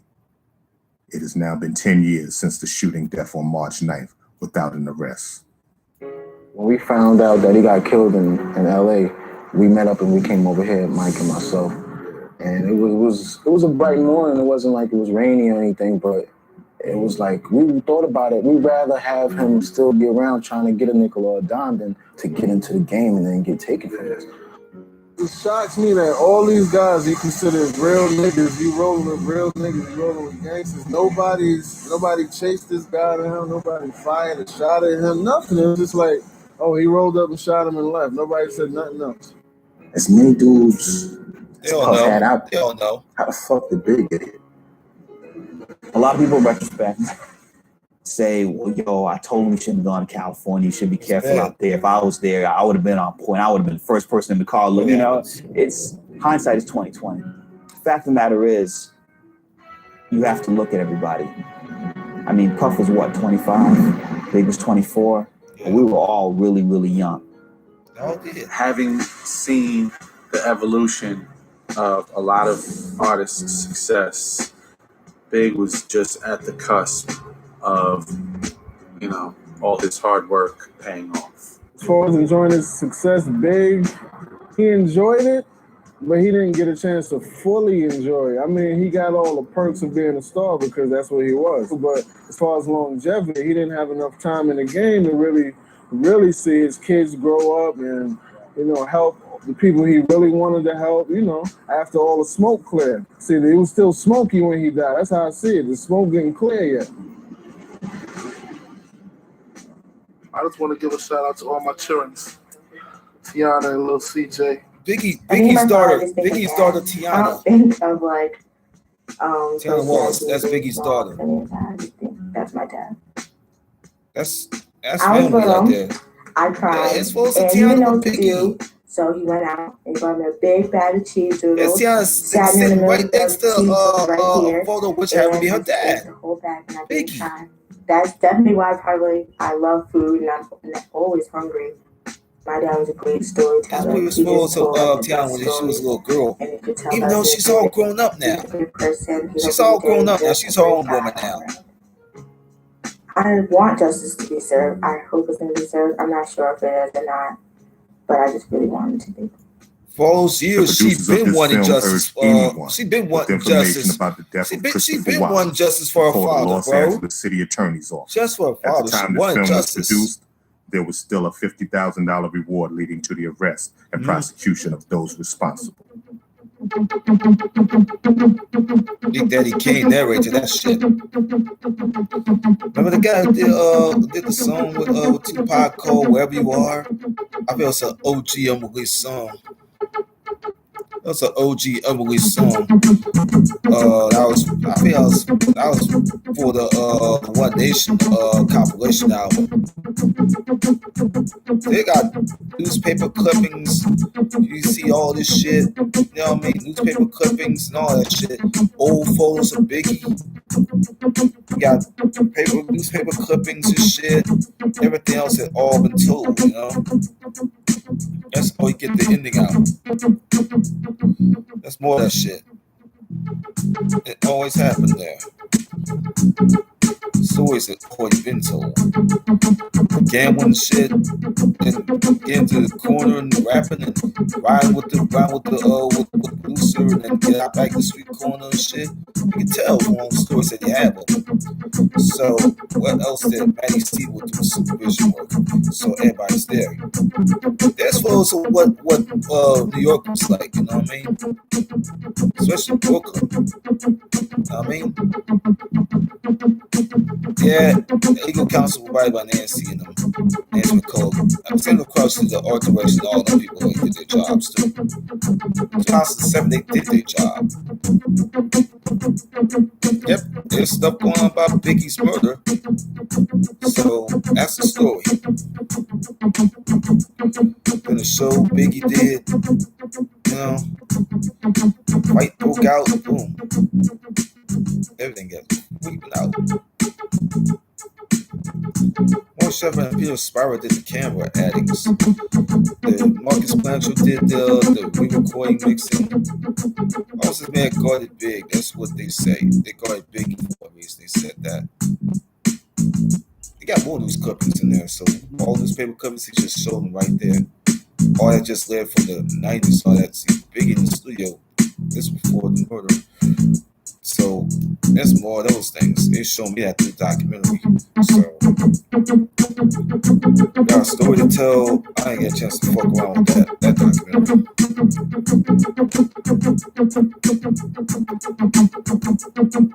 But yeah, everybody sees that shit. Yeah, the story's been there. Robin will do good. 2 years of studio work. Oh, Tony Pizza is the lead carpenter guy. I think they can get him a job to do it. They have crowds born big in the East Coast. That's in Brooklyn. But more credits could just ran all the way up like that. So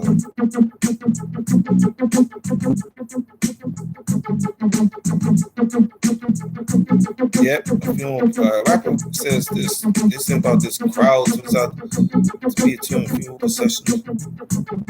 See, all this shit was out there, so you push it out. Yep, jump back to the videotape from '89 when Biggie was rapping on the corner. You know, DJ 50 Grand was already out there in the corner.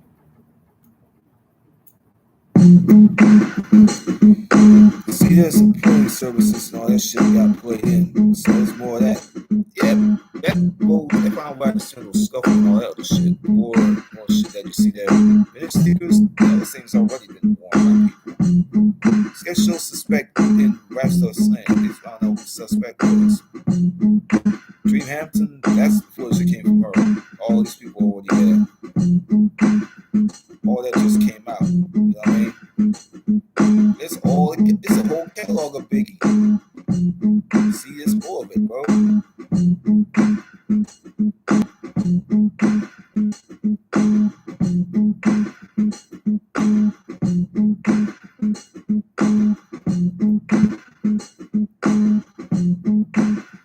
Yep, they got more of him in '89. Yeah. See it. Yeah, Paul Stewart. I think you gotta thank him for being on there.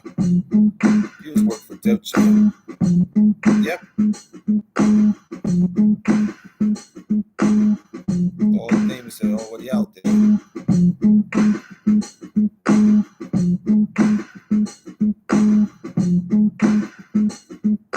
Yep.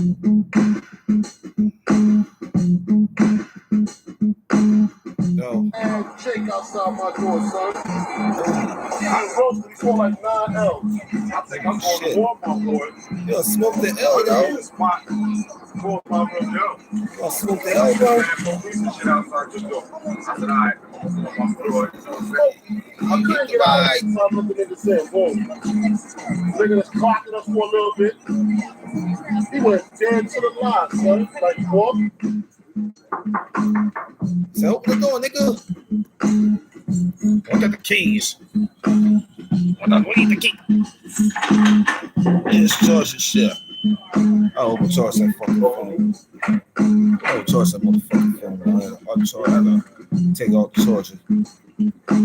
Look, there's a hotel employee over there trying to check that room. There's the other room where Biggie was already in. It's the other room where Biggie was in. So Biggie was on the hotel room phone. It's a previous interview.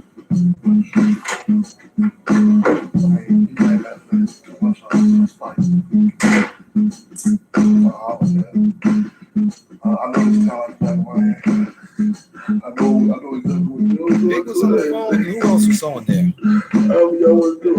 Big was on the phone. I'm just ready to go home. Honestly, 6 o'clock. As long as Duke comes back alive, so we'll be home by 8:30. So I can be home. I'll be home 8:30. He says. So that's what Big would get on the phone and conversate. Hang the phone up, and he's already in the hotel room. You know, he was getting interviewed.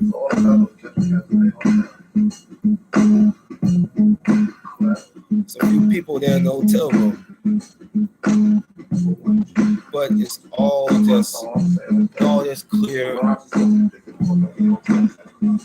There's a lady right there. Oh look, there's Hawk. There's Hawk, the road manager. The lady else over there.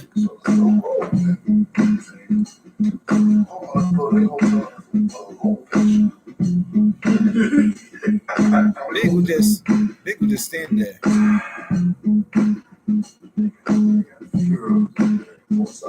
Big would just stand there.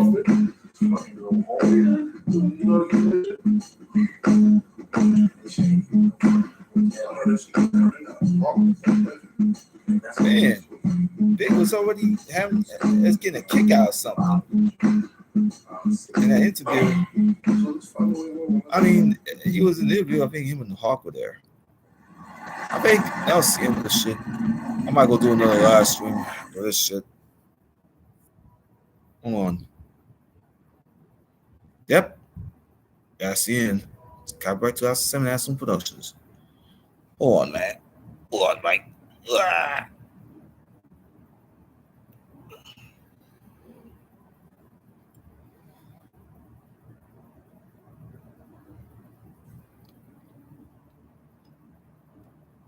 Grab some extras.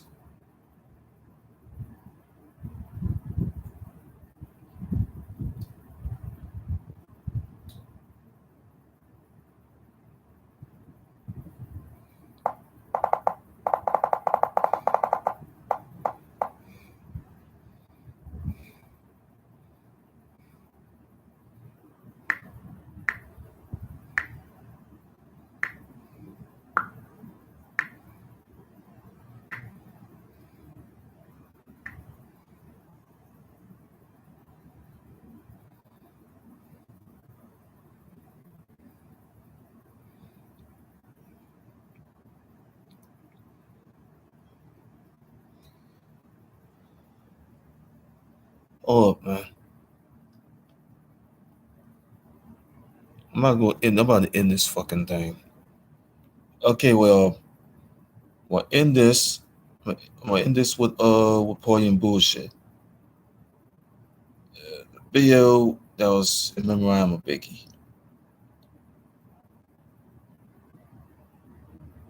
The NBA playoffs are here, and the best way to get a piece of all the action is with the same game parlay on FanDuel Sportsbook.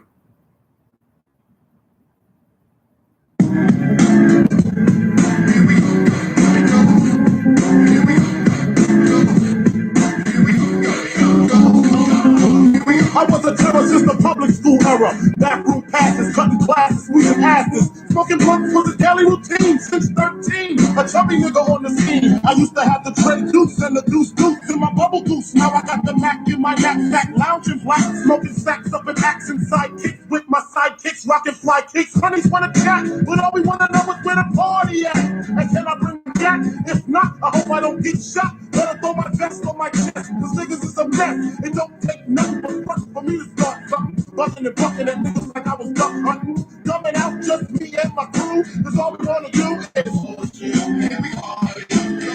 Hold on. Wrong one. That one don't even get fucking clear like it's supposed to. That one look all fucking grayed out or something. Hold on.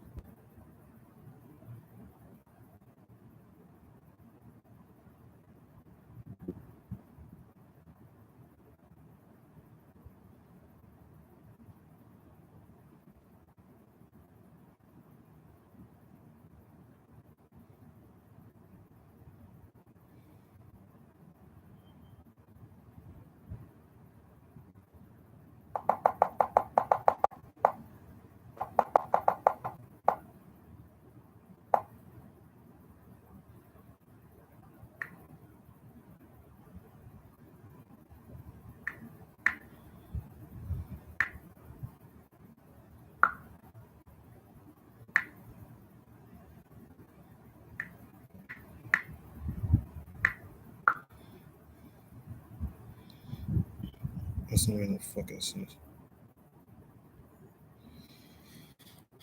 We're gonna make this. Let me make the video.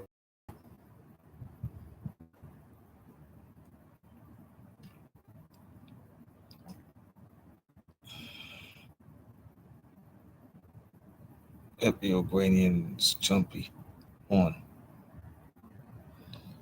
How about this one? Biggie gonna tear it up. That's right. I can dig it. This is the other guy right here, man. X-Plan going through. Yeah, from the back. We got it from the back. We got they back. Yeah, straight up. Which side's gonna have? Yeah. What's up, Biggie? What's the deal, son? No, Biggie just partying board. Man, partying board. Everything is cool. Looking good on Team Summit and all that. Coming out, ripping the spot up. Man, right there. Most definitely. You want the deuces is in there. Right, straight up. All right, Brooklyn bounce.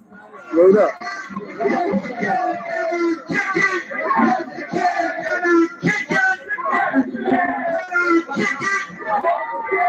I'm sticking ice picks on the top of your head. And you touch the losers for the cat. Ain't that some issue? Living hardcore.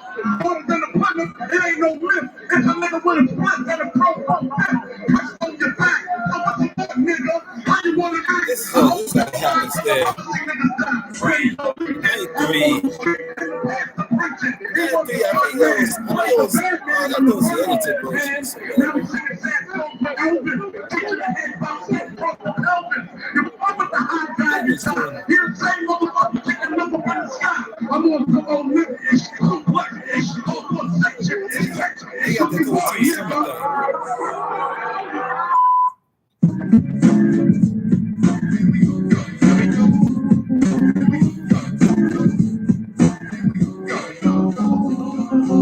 I was a terror since the public school era. Backroom passes, cutting classes, squeezing asses. Smoking blunts was a daily routine since 13. A chubby brother on the scene. I used to have the Trey Deuce and the Deuce in my bubble goose. Now I got the Mac in my knapsack, lounging black, smoking sacks up in accent sidekicks with my sidekicks, rocking fly kicks. Honeys wanna chat, but all we wanna know is where the party at. And can I bring my gat? If not, I hope I don't get shot. Better throw my vest on my chest, cause Brooklyn is a mess. It don't take nothing but front for me to start bugging and bucking and brothers like I was young. Coming out just me and my crew, cause all we wanna do is every party, every force, every party, every force, every party, every force, every party, every force, every party, every force, every party, every force, every party, every force, every party, every force. Hugs from the honeys, pound from the rough next. See my man say that I knew from the project that he had beat. Asked me if I had my piece. Short 222s in my shoes. Oh, if you need me, love, I'm in the house. Roman strokes, see what the honeys is about. Moment popping, hope popping, ain't no stopping. Big Papa, I'm a bad boy. If they wanna front, who got your back? If they wanna flex, who got the gap? It ain't hard to tell, I'm the East Coast overdose. Boy, you can't be a poster. Only I toast you. Put fear in your heart. Tear up the party before it even starts. Is he drunk over Henny and stuff with the brand new Nubian style beating down? That's that.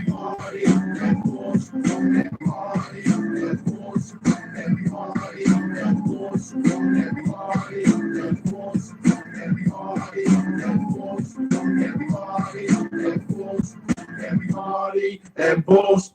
And honey's in the back looking righteous in the tight dress. I think I might just hit her with a little Biggie 101. I told a gun and have fun with Jamaican rum conversation. What's in rotation? My man Big John got the Glock in his waist that was smoking, drinking, got the hooker thinking. If money's so bad, then ooh, Big, you stinking. This is my charm. I got the hookers eating out the palm. She grabbed my arm and said, let's leave calm. I'm hitting skins again. Rolled up another blunt, bought a Heineken. Chunks got the low out and kid got choked out, blows were stone, and you know a fight broke out. What's up, Big?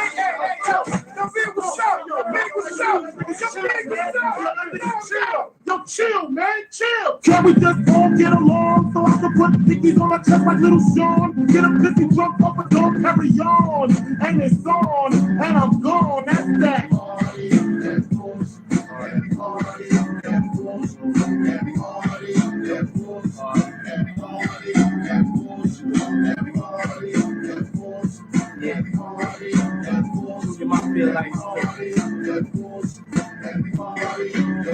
Uptown like